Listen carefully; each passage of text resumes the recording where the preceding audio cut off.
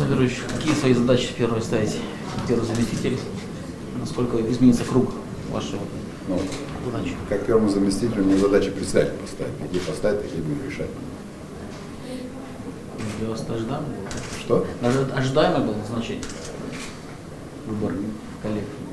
Я не скажу, что оно ожидаемо было, но предполагаемо. А почему вы хмуритесь? Вас на такую должность? Она может и хорошая, но тяжелая. Груз ответственности, да? Вы слышите, что председатель сказал? Но хорошо, что еще есть глаза. Но очень много молодых, как с молодыми Да. будут работать. Потому что новые председатели таких комитетов. Ну, хотя и много молодых пришло, но хочу сказать, что в принципе-то они опытные руководители, это раз. Во-вторых, у нас все-таки и немало осталось депутатов со старого созыва опыта. Иван Владимирович Медведев, допустим, он всегда вел бюджетный комитет, поэтому мы надеемся, что человек, который возглавит бюджетный комитет, что Иван Владимирович всяко будет помогать, соответственно. Владимир Алексеевич Косов тоже комитету по законодательству будет помогать. Я думаю, что в этом проблем-то не возникнет. Люди, я уже разговаривал с этими людьми, я смотрю, что они быстро воспринимают, обучаемые быстро, недолго будет. В течение полугода, я думаю, они полностью войдут в культуру.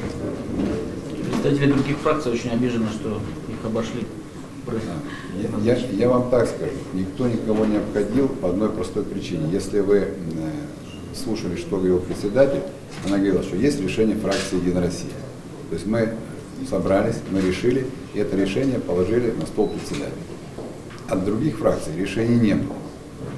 То есть либо они по неопытности, либо они специально этого не делают. Просто каждая фракция должна свое решение оформить в качестве документа, соответственно, и положить на стол председателю. И также я считаю, что вот я, например, обращаюсь всегда к другим фракциям. Независимо, маленькая, большая, все равно говорю свое мнение, и как мы намерены решать этот вопрос. К сожалению, другие фракции, опять же, не знаю, хотя там и Солодина, опытный вроде депутат, они не подходят и не разговаривают.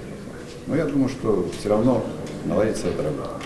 Но еще раз хочу сказать, что обижаться надо, когда ты официально это оформил, тебе отказали. Но если вы слышали, никаких официальных документов от других фракций не было. Поэтому с колес в Государственном Совете считаю, что рассматривать только суперсложные вещи надо или какие-то там непредвиденные ситуации.